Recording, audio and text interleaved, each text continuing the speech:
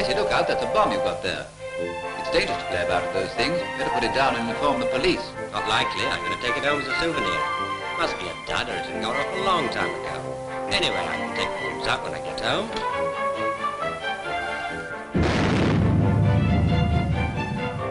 So if you see any strange metal object lying about, don't touch it. War has always been about more than the battlefield.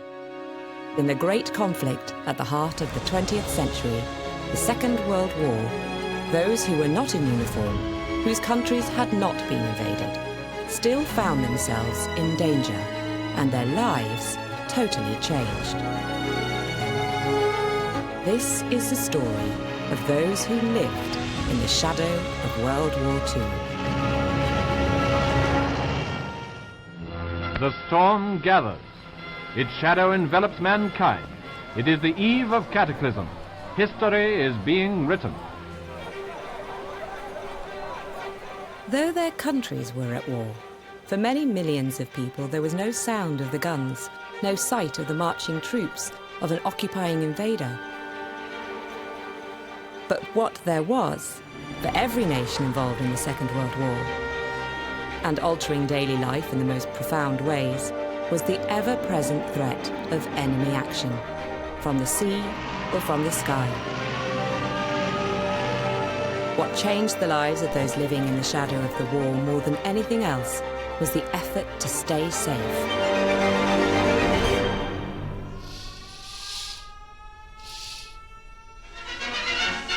While these hours of destiny draw out, the citizen makes his preparations.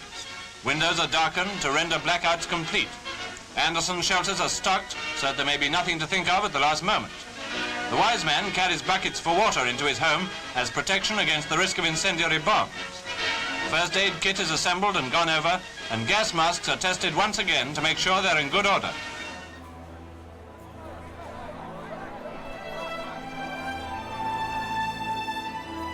It was in September '39. I was staying with an uncle and aunt of mine in Birmingham, and I can remember sitting in the yard at the back, and my family had a radio. Radios were still a rarity, and all the neighbours came to hear Mr. Chamberlain's speech. And I can remember that speech as if it was yesterday. By the time British Prime Minister Neville Chamberlain told his countrymen that they were at war with Germany on the morning of the 3rd of September 1939, preparations to protect the citizens on the home front were well advanced. Chamberlain's notorious abandonment of Czechoslovakia to German ambition bemoaned the fact that Britain was digging trenches because of a dispute in a far-off country. That was in 1938. A year earlier, 1937, the first gas mask depot had been opened in London, and the air raid sirens tested for the first time.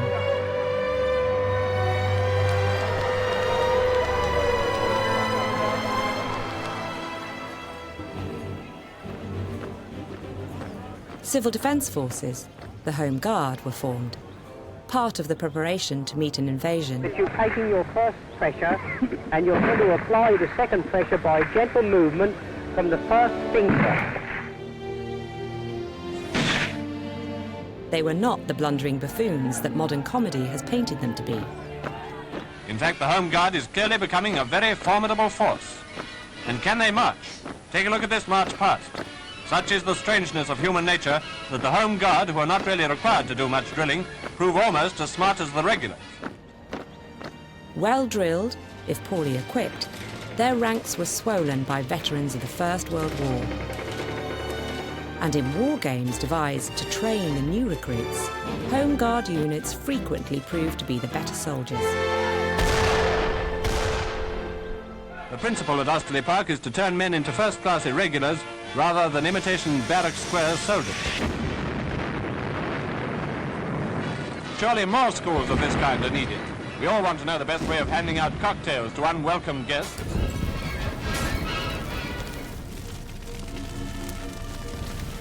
Other civilians in uniform played vital roles in dealing with the dangers of war. Today, we would call them first responders. The great danger, whose threat was never doubted, and which the greatest disruptions to daily life were designed to counter, was not the landing of a foreign army, though coast watchers kept watch on the horizon for an invasion fleet that never came. It was the expectation of gas attacks and aerial bombardment that threw the heaviest shadow over the home front. And the bombers did come.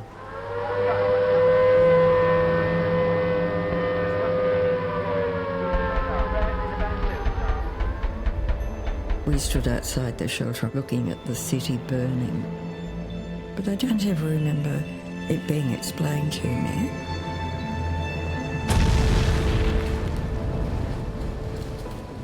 And when we went up to my bedroom, we could look out, and scared the hell out of me. The belief was universal that a civilian population, relentlessly attacked by bombers, would crumble. Morale would collapse. Support for the war would collapse. Bombing would be a war-winning strategy. The Japanese has tested it on Shanghai, the Germans and Italians in the Spanish Civil War.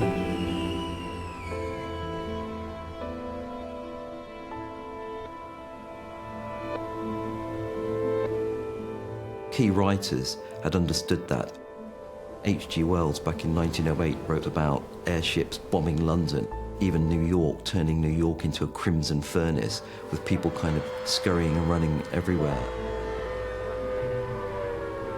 Wells developed his apocalyptic visions still further, and his screenplay for 1936, Things to Come, based on his own story, put civilians in the front line of warfare. Now, this film is fascinating in many ways because he depicts a Blitz scene in it, and it doesn't hold back. It's hugely terrifying for those watching it in 1936. It has a city that is under intense bombardment, so everyday things like the cinema that people are in, the cinema is being bombed to smithereens in this film.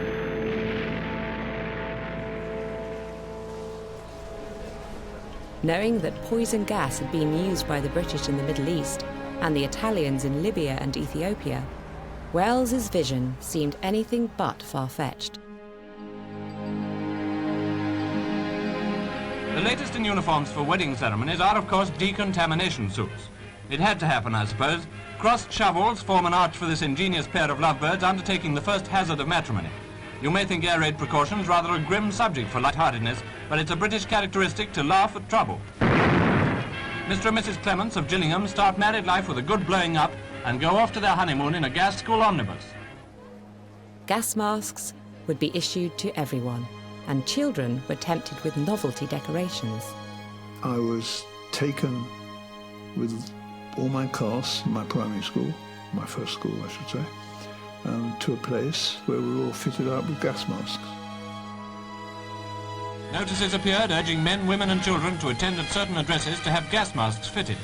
You and I, who responded to this request, found ARP volunteers administering to our needs with an efficiency as obliging as the barbers and gentler than the dentists. I always remember that. And I was very, very annoyed because I didn't get a Mickey Mouse when I was too old. I was a year too old to get a Mickey Mouse. I do remember my sister, who was a baby during the war, and we had a Mickey Mouse gas mask for her. And it was huge. They used to put the babies inside that. And it was coloured, I think, to, maybe so that the children wouldn't be frightened. A huge thing. Mum used to say it's a nuisance, it took up so much room.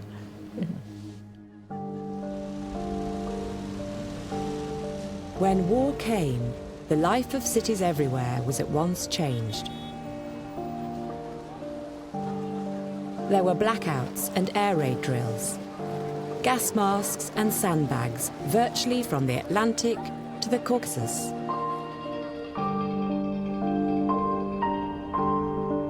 People knew what this war would mean. Civilians had to be involved. They needed to feel that they were participating. The feeling that you're actually in this war to win it, that you're fighting, doing your little bit, is a very important part of civilian participation. And in the front line, in every country, and throughout the devastation of area bombing, were the first responders.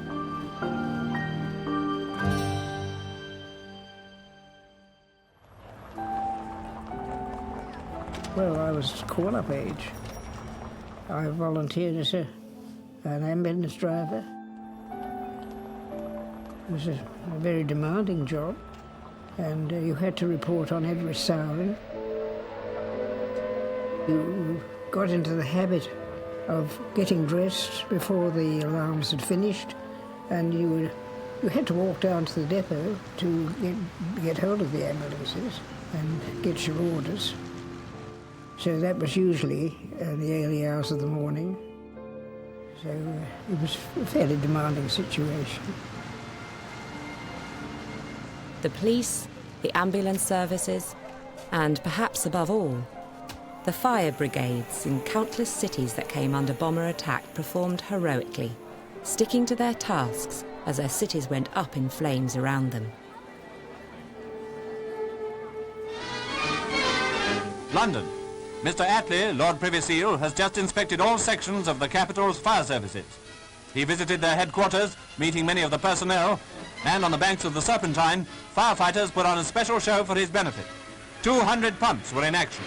It's estimated that water was pumped at the rate of over 67,000 gallons a minute.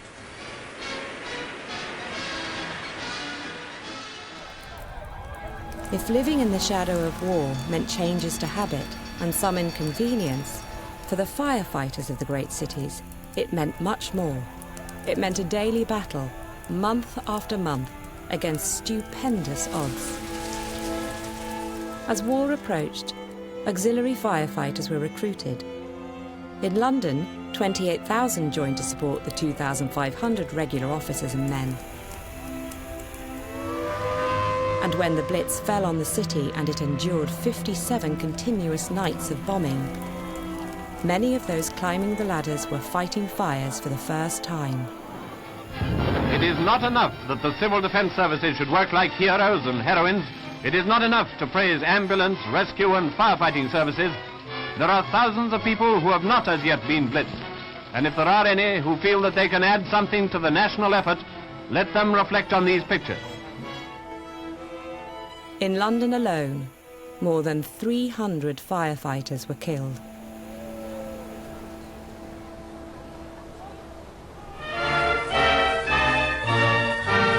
Britannia is a woman. At home, she's in the front line. In this hour of need, she is ready to share burdens, old and new. Britain's fire service was organised on a national basis in 1941. And by 1943 numbered 70,000 women in its ranks. Heroes with grimy faces, they were dubbed. Before this reality overtook daily life, there had been planning and practice. Large-scale air raid drills were regular events around the world in the 1930s, from Europe to Australia, from the factory floor to the schoolyard.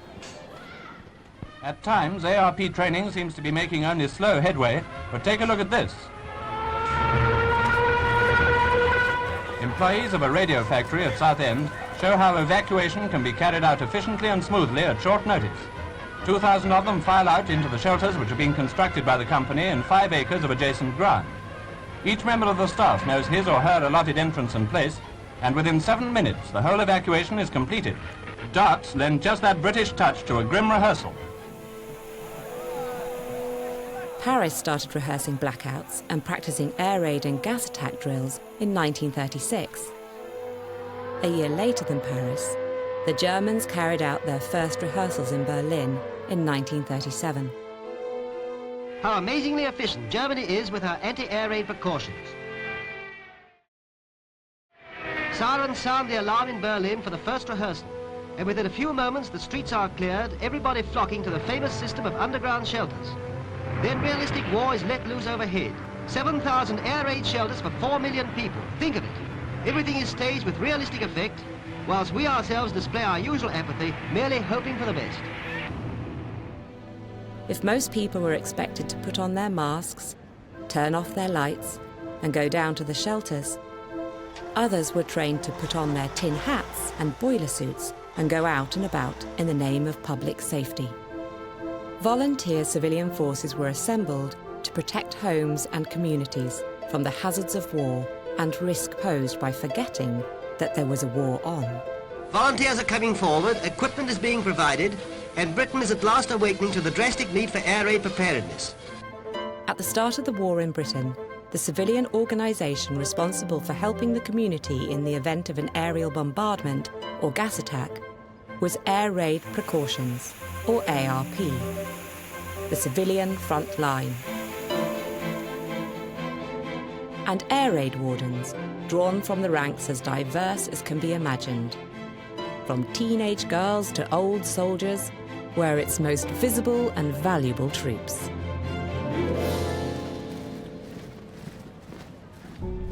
In 1939, the Luftschutz, German civil defence, already had 850,000 functional members. By the time Britain went to war, 1.5 million people had signed up with the ARP, and many others had joined other auxiliary defence units. When I joined up when I was only 17, I was stationed in London on a barrage balloon site. And you used to let the balloon out from 200 feet to 1,000 feet to stop the Germans dive bombing us. And then we used to have to check the gas that we put in, and they used to say, who'll go? And they'd put a rope around your waist, and you're climbing through the vent, and call out if you could smell gas, and they used to pull you out. The first one we were on was at Lynham, and it was in a children's school. We had the balloon in the playground, and so when the wind blew, it used to yaw over. And there were wires all the way round the school, and you had to slowly put it up and stop it so that it didn't yaw. And then it'd get up, and we used to get into trouble because if it yawed too much, you used to take the chimney pots off and the tiles off the roof, and then they used to kick up a big fuss about it. Say, we don't want you, clear off.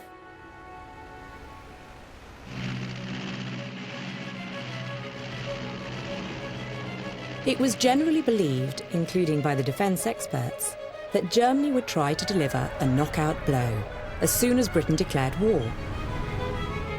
So when the first air raid siren sounded within 25 minutes of Chamberlain's announcement, it found a country where houses and other buildings had been prepared for blackouts. Paris heard its sirens.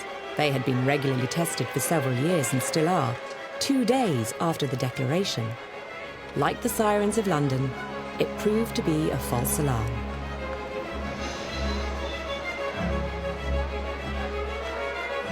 These events were to be in part a rehearsal for horrors that the population was to be spared. There were to be no gas attacks, no bombs fell on Paris, and no invasion landed on British shores.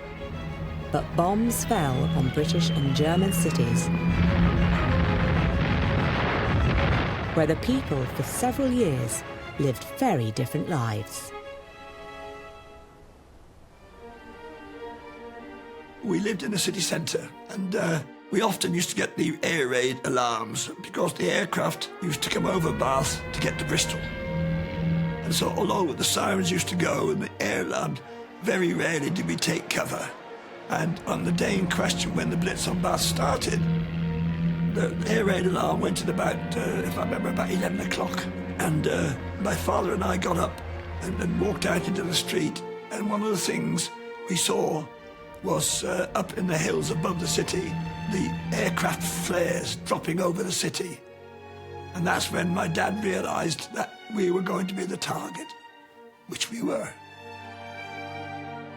At the height of the Blitz, without waiting for the siren, people left their homes and trooped to the shelter, or left their houses and went to their garden refuges, and some took their chances in the basement.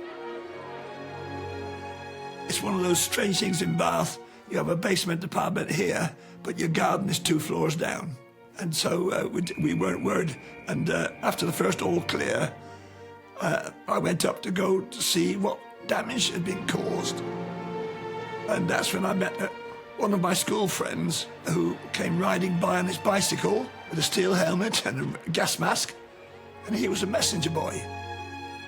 And that's when I decided to be a messenger boy. I had put my age on. You had to be 14. I was only 12. Wherever you were during the raid, you were unlikely to escape the sound of it. And those who lived through the bombing became experts on judging how far, how close, and even what type of munition was hitting their district. It was completely deafening. And we could tell the difference between the engines of the aeroplanes going over, because we were what was called bomb alley, where the Germans used to come and go over the top of us. And you could tell the difference between the Junkers and the Dorniers by their engines. And if I say the sky was black, I'm not exaggerating. It was black, with the big bombers going over and darting in between with the Spitfires. That's what it was like. And life went on.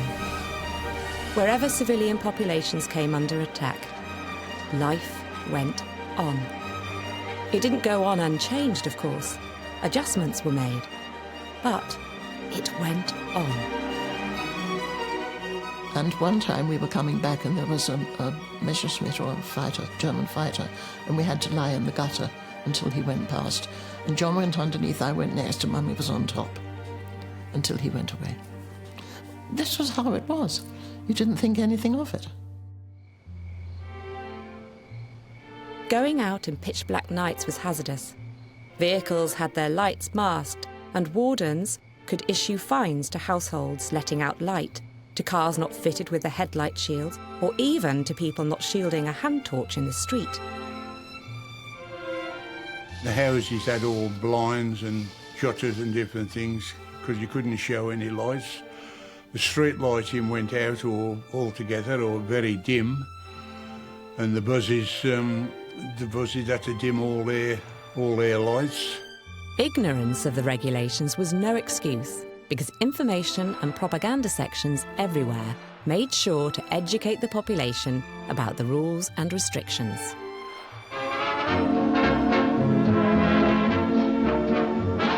Royal Air Force observers tell us that the blackout in Britain at night time is pretty good. But in the morning it is not so good, although it's every bit as important. Mrs. Twerp has been up some time, and she's rather apt to open the front door with the light on. And by the time the lodger gets up and starts shaving by the uncurtained bathroom window, the house begins to look like election night on Broadway. Mr. and Mrs. Twerp are particularly liable to forget the back of the house. A light from the kitchen can be seen in the sky just as easily as one in the front. Particularly at the beginning of the war, the blackout was an incredibly important sort of feature of government publicity. But it's not that successful. So there was a very famous campaign where people were encouraged to wear white in the blackout so that they'd be more easily seen. And this doesn't seem to have had much of an effect on civilian behaviour at all. So the blackout was always a quite complicated part of the Ministry of Information's work. The effect of the blackout was important in keeping the target dark. But once bombs and searchlights lit up the night, the blackout could be forgotten. As the air war progressed, Pathfinder aircraft dropped incendiaries that turned night into day. This is an incendiary bomb. It takes fire on impact and may burn 15 minutes. It will ignite anything in its vicinity. The stirrup hand pump is the best to deal with both bomb and fire. We had incendiary bombs hit our house and smashed all the tiles on the roof and ricocheted off. And it went in the garden next to our house and started a fire. But half the American army had been in the house entertaining themselves, and they jumped in with buckets of water and throwing buckets of water all over the fire and put it out, just as well that the house was being used as it was. Buckets of water and buckets of sand were kept handy, and the windows of homes and shops were taped up, not against a direct hit, but against the blast of anything that fell nearby. And newspapers, magazines and government leaflets gave advice on the best materials to use and the best methods to employ. The biggest danger was flying glass, and so we had shutters that we put up on all the windows, and they also acted as a blackout, because you couldn't even have a chink of light showing.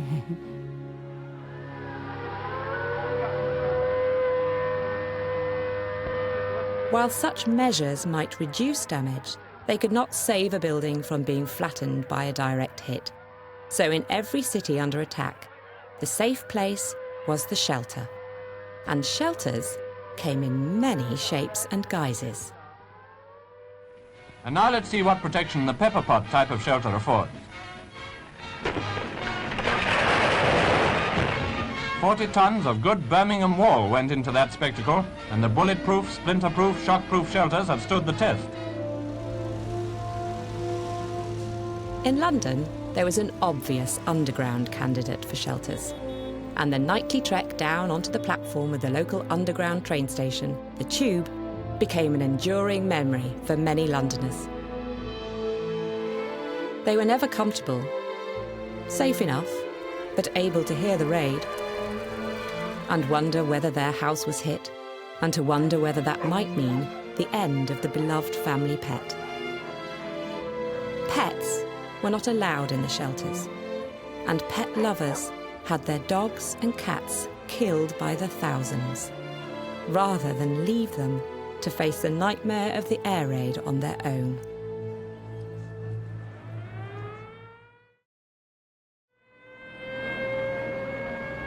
Those who dared, or those who had a basement or cellar that they hoped would be safe, remained in their homes. Those whose homes offered no safe refuge turned to their gardens. That mound to the left of the picture is an Anderson steel shelter, in case you don't recognize it.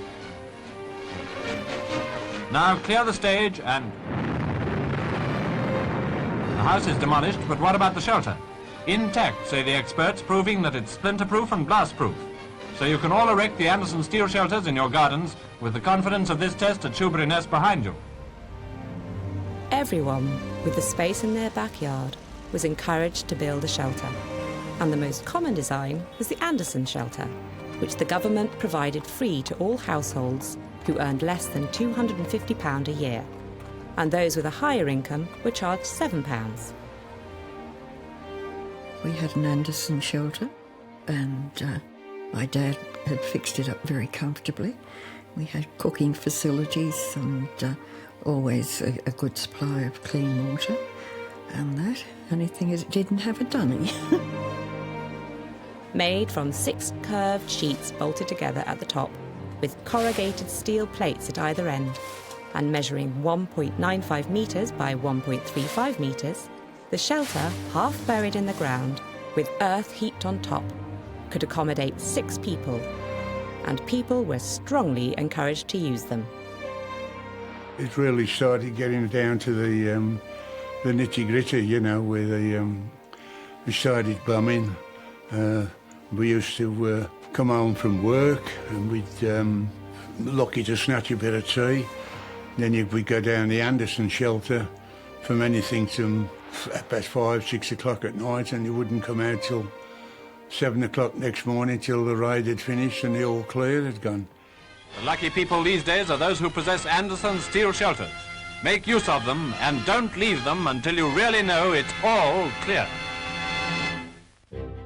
The Andersons' potential was trumpeted with stories of enterprise and innovation. Plans were devised and shared for ways to maximise a space, putting in bunks and storage to allow everyone a bed to lay, despite the small size. You made it deep enough, then erected the steel on it. Now you took down there what furniture you had. In our case, it was just deck chairs, a couple of deck chairs for the parents, and that was it. The virtues of the Anderson shelter were often loudly proclaimed in the media. And now another word or two in praise of the Anderson steel shelter. And you'll have noticed the point of this picture already. A bomb has fallen, a house has collapsed, but the Anderson shelter, a few yards away, protected its occupants. All were saved. For 3 years I was put to bed at night in the air raid shelter. There was just no point in going in the house. So, about 7 o'clock I'd be put to bed in the air raid shelter, which was hard in the summer because it'd still be daylight and the chickens would still be up, but I had to go to bed because I was little. It was hard to disguise the main drawback of the Anderson shelter, which was that nobody liked them. They were small, and a family was cramped and uncomfortable, cold, and more than likely to let in rain and puddle up with groundwater. As the war went on, people became habituated, as people do, to the new norm, and the shelters fell into disrepair and into disuse. The Anderson shelter's lack of comfort and warmth made dragging oneself out of a warm bed when the siren went off an unattractive proposition, and many survivors of the Blitz admit to thinking that if the Germans were going to get them, they'd rather be dry and warm. The problems with the Anderson shelter, as well as their unsuitability for those without backyards, meant that other options were developed. Once the Blitz started, my father bought what was called a Morrison shelter, which was like a big steel table, and it had wire sides to keep all the stuff off. And we lived in there in the evenings, and we used to go in, Mummy and John and me, because my father was at work, and we had a thermos of tea and a thermos of soup and some sandwiches, and we had the cat and the cat's potty and our potty, and that's where we slept. The Morrison shelter was a metal cage with a wooden frame which could be installed inside the house. Marketed as being space efficient, it was able to double as a kitchen table. The safety benefits of the Morrison could not have extended to protection from a direct hit, or even perilously close hit.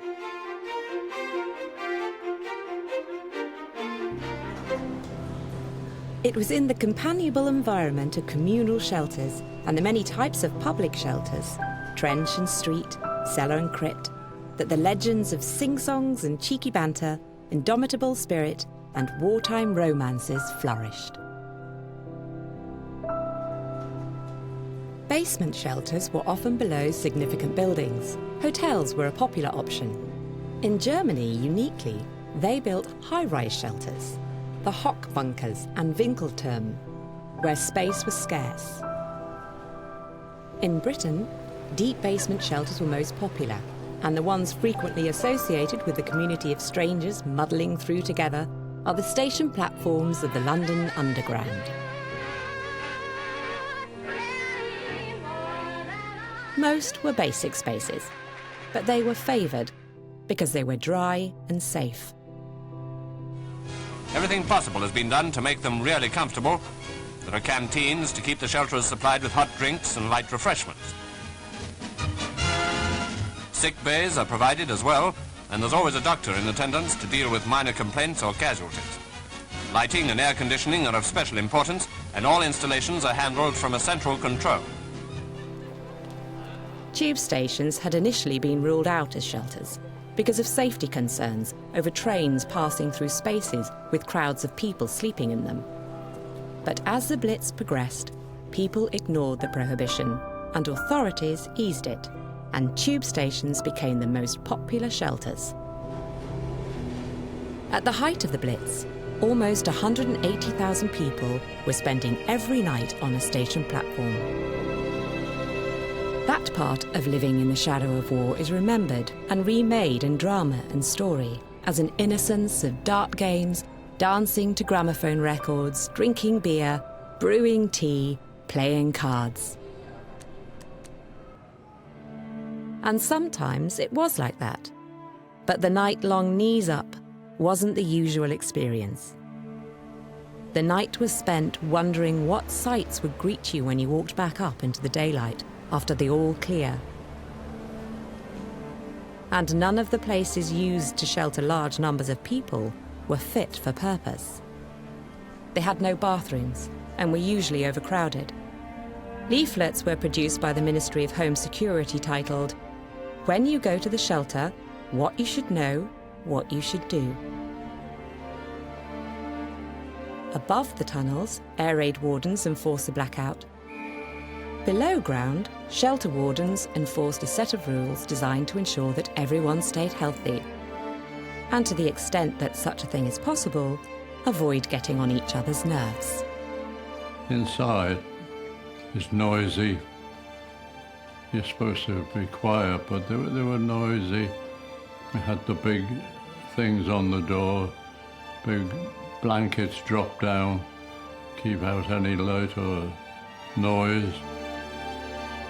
It was this bringing together of large numbers into cramped spaces that triggered a further concern.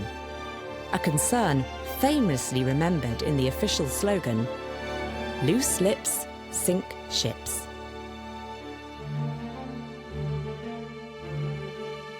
From the beginning of the war, the Ministry of Information used surveys and used observation around the country to try and work out how morale was, what issues were coming up, what people were complaining about, things like that.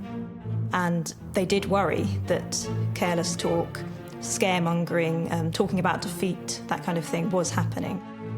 That's what encouraged the first efforts for a careless talk campaign. This was an incredibly important threat during the early part of the war. It was seen to be an important threat by the government. So from October 1939 onwards, the Ministry of Information attempts to launch these anti-gossip campaigns. He said to her, "Let's go to Coomwood for a picnic on Saturday, Mary." She said to him, "We can't do that, silly. It's closed to the public. There's a dump of our new mine detectors there." The consequence was, "They're right overhead now, Santa. Looks like the wood's gonna get it." And the world said, "That's your fault, Mary." By the time you get towards May 1940, when the Silent Column campaign is born, the threat seems to be even more pronounced because Britain is suddenly facing the prospect of invasion. It was a real concern of the government, most definitely, yes. They called it fifth column. You were a fifth column person if you told lies or even the truth to the Germans.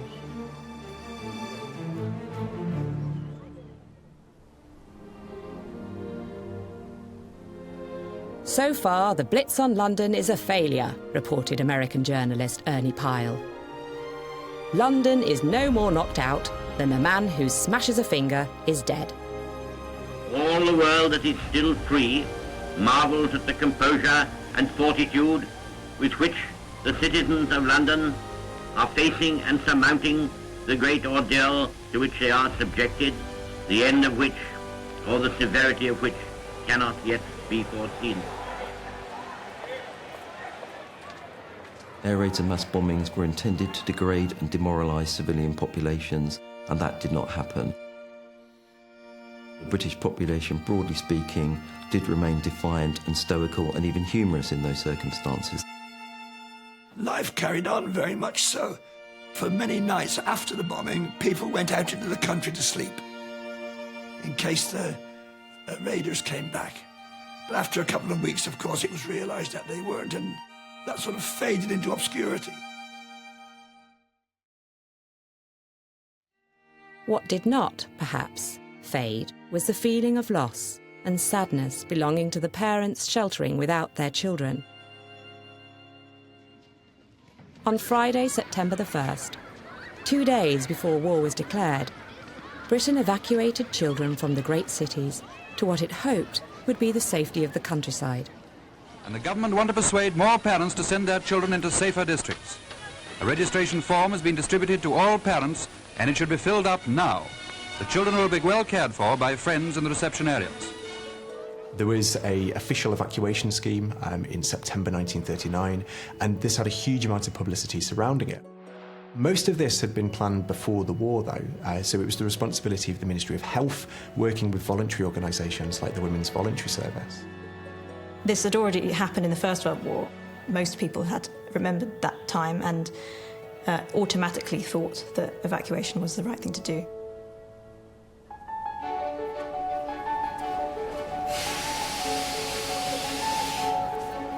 Pregnant women, new mothers, those with disabilities and the elderly were also moved out of the cities at the start of September. And evacuation that broke up families became one of the enduring images of life in the shadow of war. Those of large groups of children standing on railway platforms, suitcases grasped in tiny hands, gas masks hanging around necks, and a luggage tag tied to their coats as identification. And here, another consoling thought, most of the children themselves have gone off cheerfully enough. For them, fortunately, the whole procedure seems to hold no terrors and is even regarded as just another holiday.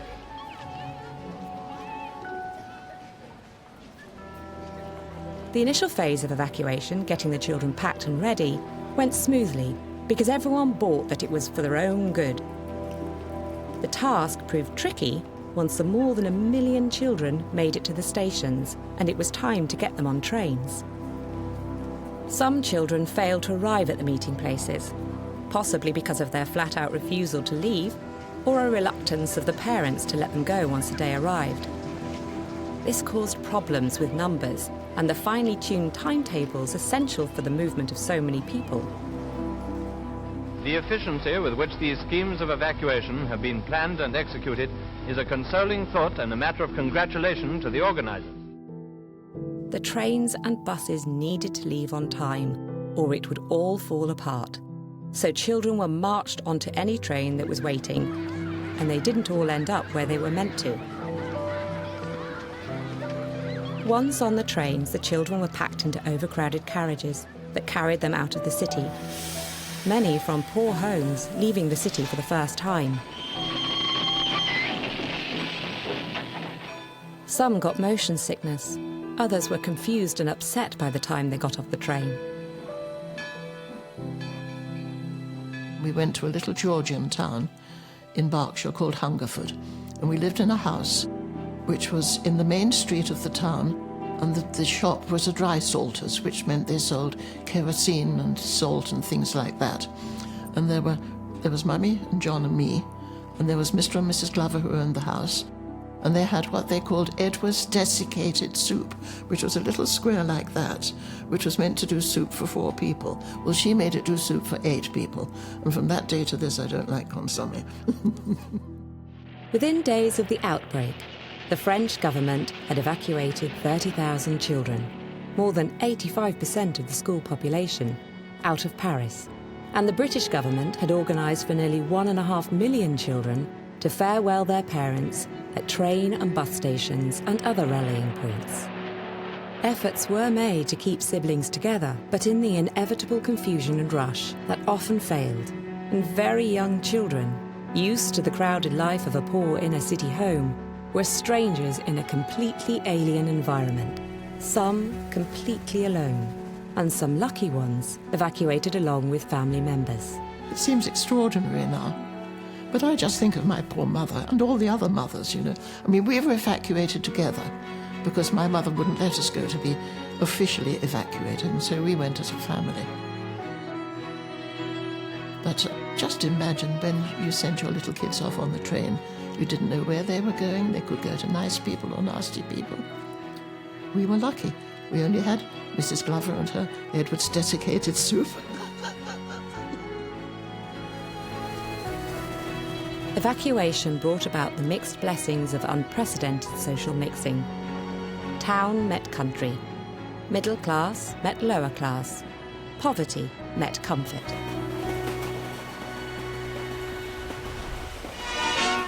So they face a new life in a new world. And separated as most of them are from their parents, it's still thumbs up. In reception areas, the children were inspected and selected by country families or single people who had been determined by local authorities to have the space to host an evacuee or 2. This process was traumatic for some of the children, being picked over by strangers, an experience often compared in memoirs as akin to a market with potential hosts searching for some child to their liking.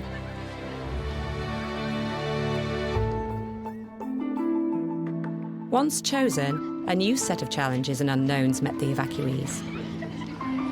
Strange houses, new families, different foods and unfamiliar rules. Those who were evacuated to the countryside, which a lot of them were, which I eventually was. Part of my time was spent in a home of people who took in evacuees, and they treated us like their own sons and daughters, which was wonderful.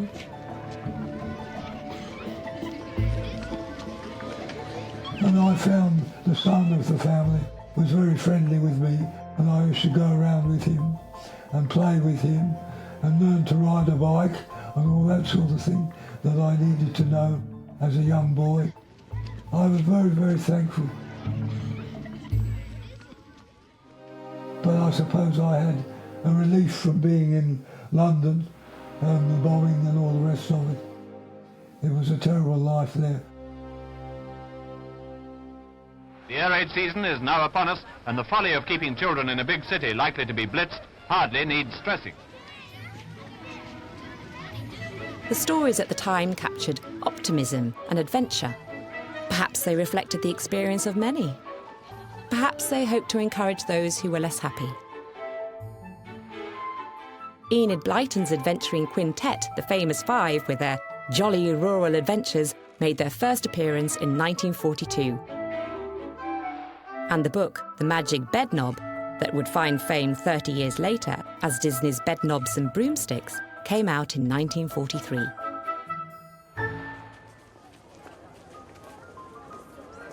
But by no means did all the children enjoy the separation, and not all, in later years, were to recall the experience in quite such positive ways. It all seemed unreal, recalled one, like a horrible dream, as all of us stumbled along while our mothers stood lining the opposite pavement, some waving, but some of them crying. In the end, a lot of people brought their children back quite quickly. They shortly after realised that perhaps it wasn't going to be as bad as they thought, or they just couldn't deal with the long-term potential that their children might be away for a long time. As the war progresses, there are attempts to get people to send their children back to the countryside, because a lot of them have returned. And in this second wave of evacuation, organisations like the Ministry of Information are involved. The success, though, it's difficult to say. In both occasions, children do return, and not all children are sent out.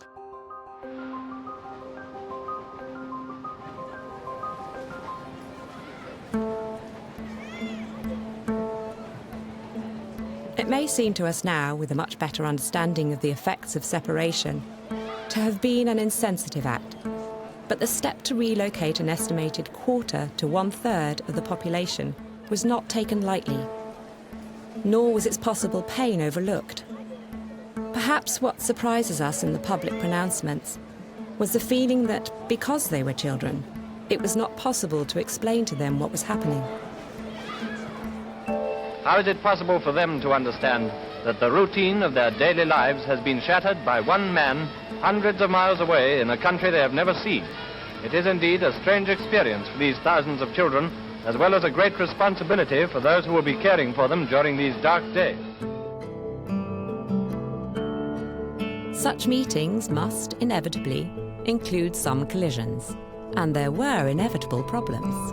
These were children, and emotional problems were certain.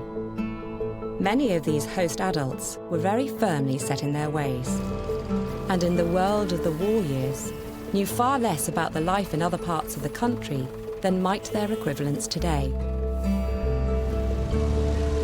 And there were practical consequences in moving a large group of mainly poor children from their crowded city homes, with its miasma of germs and diseases, into the country, and everything from serious diseases to head lice and the common cold travelled with them.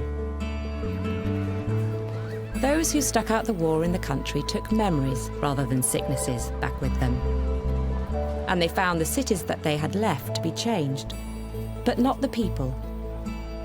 Area bombing failed to destroy civilian morale.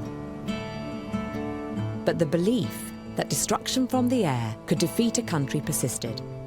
And Hitler, placing more and more hope in his wonder weapons, invested vast resources and faith in the flying bombs, the V1 and V2, that attacked England in the final stages of the war.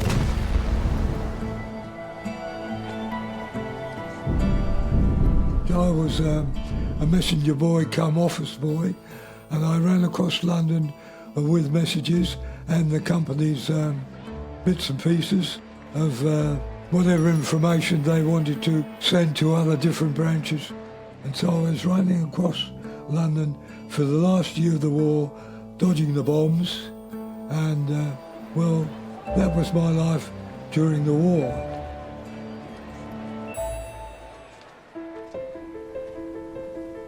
So life went on.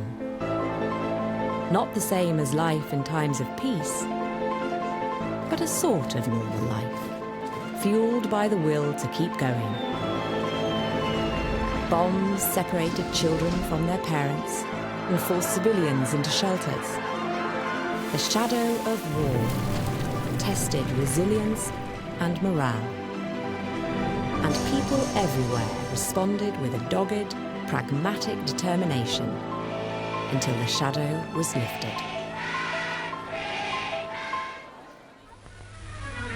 Children of all ages have been evacuated, and here are some intimate scenes of movie-terms children in the country.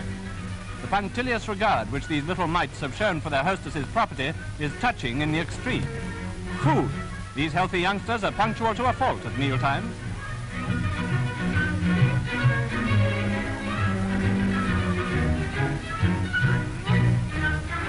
Observe the old world courtesy with which they offer the kind lady the first helping. No wonder they're so whelped little dears.